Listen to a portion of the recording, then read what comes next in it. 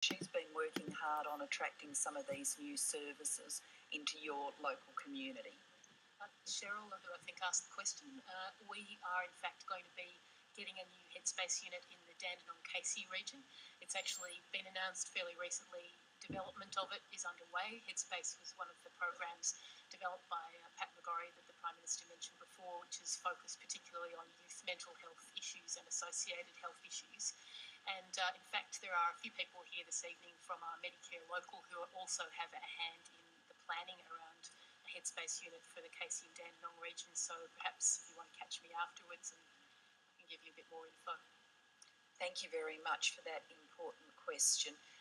Now we'll go to the gentleman here with the yellow shirt on. You, sir. Yes. Thank you to Prime Minister Honorable Julia Gillard. I am an Hazara refugee from Afghanistan.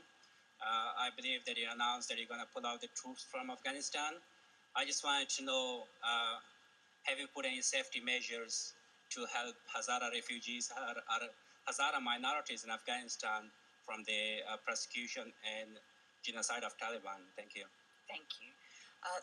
Thanks for that question too, and it just gives me the opportunity to explain what's actually happening with our troops in Afghanistan. We went to Afghanistan to ensure that it was no longer a safe haven for terrorist training, and we do know that terrorists who were trained in Afghanistan participated in attacks that did cost Australian lives, including, of course, 9/11. But also attacks in Bali that cost Australian lives as well. So we went to Afghanistan for that purpose. We've worked there alongside the local Afghan people to take up the fight to the terrorists and to disarm those networks. And we've also worked there to train local Afghan people to provide the security leadership for their country so that Afghan people do the work of the army and the work of the police, the work of defence in their own nation. We've been working in a province called Uruzgan province, and we work alongside a vast range of countries working around Afghanistan on this same mission. Piece by piece, Afghanistan is transitioning from the leadership of forces like Australian forces, foreign forces, to local security leadership led by Afghan forces. Our province has just been announced as about to commence transition. Transition's not a moment in time, it's a process that can take 12 to 18 months, and at the end of transition, local Afghan forces are in control of the security. Even when that happens, though we will be at a stage where the bulk of Australian forces can come home, even when that happens, we'll stay engaged in Afghanistan. We'll stay engaged in some training activities. We've been clear that we will do that. We've left open a possibility of some special forces staying under the right mandate. And we've certainly said we'd continue to be engaged in aid and development work in Afghanistan. I am shortly to go to Chicago, where all of the nations that have been working in Afghanistan will come together with President Karzai to talk about the next stage in Afghanistan. But I can assure you that it's not our intention as a government, it's not my intention as a government leader, that we do anything other than continue to work with the Afghan people in accordance with the NATO ISAF strategy for making sure that we give Afghanistan the best transition and best support for its security leadership of its own nation. Thanks for your question. So I'll take a question here. I'm trying to be fair and dole them out. We'll take the gentleman at the front. Thank you.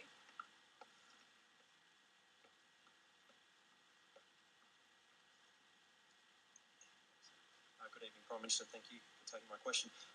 Look, I acknowledge the contributions that your government has made to education, particularly in Victoria and across the nation in the last few years. But what is your position on the Victorian Liberal government's reckless management of education funding, particularly in Victoria, obviously, in regards to their massive cuts to skills-based training over the last few years.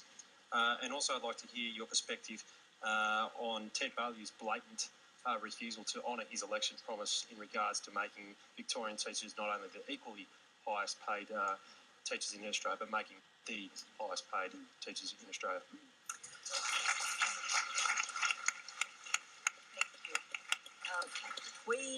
We actually spent some time as a whole group before this meeting. We spent some time in individual one-on-one discussions with people, but before that, as a group, we spent some time with representatives of Monash University and also with representatives of TAFE talking about these issues and particularly talking about the real fears that there are stemming from the Victorian government cutbacks.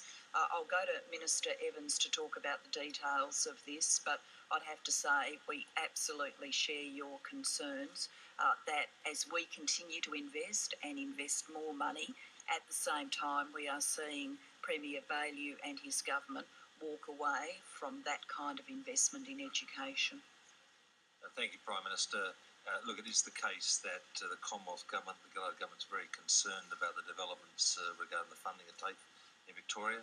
I've written on behalf of our government to Minister Hall asking for assurances that this won't undermine the training effort in Victoria. Quite frankly, the cutbacks are so severe that all the TAFEs are advising me they're likely to close campuses, lay off staff and not offer the sort of training that is required. That's contrary to the agreements we have in place to grow training in Victoria. We've obviously got huge skills needs we need to meet. We've got populations of young people who need opportunities. So we're very concerned about those developments. We are committed to supporting TAFE provision. The public provider is a very important part of the training system in Victoria. It does most of the trade training, does much of the training that requires more capital investment. And while there's a role for the private sector, we don't want to see the TAFEs undermined. And we've put a lot of money in as a federal government into capital into TAFEs, I think about $250 million in the last few years, supporting that infrastructure. I think if these reforms go ahead, we would see closures of TAFEs, particularly in areas where lower income earners, and particularly in rural and regional areas. So I think it's a very serious issue, and this government is absolutely committed to trying to make sure that Victorians think again about the plans they have that will impact on TAFE in Victoria. Thanks very much. We'll take a question from over here. I haven't taken one from the back for a while. The lady over on the back edge there with the curly hair. Thank you, Prime Minister. My name is Michelle Helsel from Casey Community Flood Support Group. In February 2011, Casey was flooded, which affected 1,800 homes and was declared a natural disaster area. Is the government working on responses to emergency situations to be the same response Australia-wide? We've noticed we're metropolitan here and we seem to be forgotten in comparison to rural areas and other states. Okay. Well, I'll answer your question. I might just get Bill to comment too on some of the work we've done about flooding and insurance, because I think that can be such a big stress and strain for people when they face these kind of natural disasters. In the first instance, responding to a natural disaster is for state governments to do, working with local councils, and that makes sense. I mean, we've got state governments who are obviously there with local police forces, with the SES, with their health services, ambulances and the like, firefighting. So they're the ones that respond in the first instance. As a federal government, we get involved when a natural disaster becomes one of a significant scale. And unfortunately, over the last few years, we've seen too many natural disasters that have been of very big scale. The devastating bushfires here in Victoria, the flooding we saw throughout Queensland and then in other parts of the country, including here in Victoria, the cyclones, you know, the list goes on. We've really done it pretty tough as a country over the last few years on natural disasters. When that happens, we get involved in a series of ways. Of course, we make the Australian Defence Force available to help out, and often, it ends up with boots on the ground, making a difference for people with helicopters and planes assisting with the relief effort. We also make available emergency payments to assist people who have had to evacuate their homes, living in emergency accommodation in the sorts of disaster relief centres that were in halls just like this one, where people really need some support. Then we make money available to help with the rebuilding, both for personal hardship, assisting small businesses, assisting primary producers. And then we work with state governments to rebuild the infrastructure. And over the last few years, that has literally cost billions and billions and billions of dollars around the nation. So what we do is the same for natural disasters wherever they are in the nation. We've got the same guidelines and the same ways of working. In terms of the first instance response by state governments, then that can vary from state to state, though I believe most state governments, state governments have invested and thought long and hard about how to respond to natural disasters and bring everybody together, and local governments play a tremendous role in those circumstances, as do all of our volunteer organisations. These big natural disasters caused a lot of insurance issues, particularly with flooding, and so I'll just ask Bill to talk specifically about that. Most people carry home and contents insurance, and most people have, you don't look at the policy, mind you, it's normally far too long and the fine print's too small, but people assume they're covered for storm damage. But there's been a real problem over 40 years, but the big floods, which hit Brisbane and southeast Queensland and northern Victoria, just brought it to a head that different insurance companies will interpret flooding differently. Now, I know that sounds a bit sort of, doublespeak. What it is that we found in the area of when streets get flooded, depending on which company you're with, some companies will say, well, the water's come into your house, we'll pay your home insurance contents claim. But neighbouring houses with different companies, the company will say, well, that flood was caused by a river rising, which was caused by a storm which happened somewhere else. So you're not covered for river flooding, we only cover you for storm flooding. Now, if you've just had your roof falling on you, and you've just had your carpets flooded, you don't really, all you know is you've been flooded. So this government's the first one to have changed the Insurance Contracts Act. We've now got one definition, and you wouldn't think it would be as hard as this to get all the insurance companies in Australia to agree to one 25-word definition of what a flood is. But the government's now passed a law in Canberra. There's one definition of flood. The other thing we have on your home and contents insurance policies is a key fact sheet.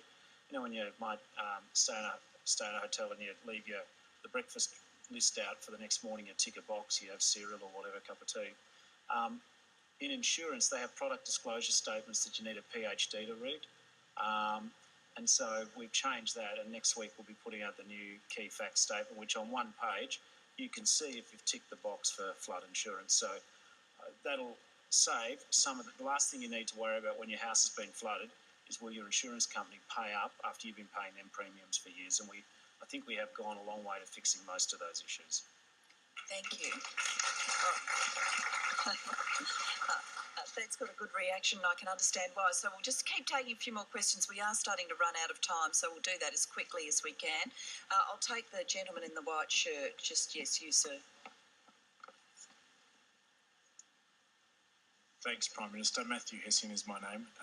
My question is in two parts, and please, I need you to explain to a layman like myself, and it has been the bugbear of this country, and unfortunately your government, this carbon tax, why we are being imposed with a carbon tax that is 3 times that of any nation with a carbon tax. And more importantly to my question, your government for a long period of time now has talked about the families being compensated and the overcompensation to families. Now, for someone like me, I cannot fiscally understand why we are overcompensating families. To me, it sounds like a socialistic redistribution of wealth. maybe grabbing back at a vote that you've lost. Please explain it to me because it doesn't sit with me. Well, I'm happy to explain both. I'll explain the way we've done the compensation, and I'll get Greg to talk to you about the price, because some of the things that you read about our carbon price compared with prices in other parts of the world just simply aren't right. And so Greg will give you the facts on that. On the way in which we've done compensation, we've had the experts at Treasury work out what carbon pricing is going to mean for the people in this hall and the people who are just like you right around the nation. You've got to remember that the price isn't paid by you, it's paid by the big businesses that are generating the carbon pollution.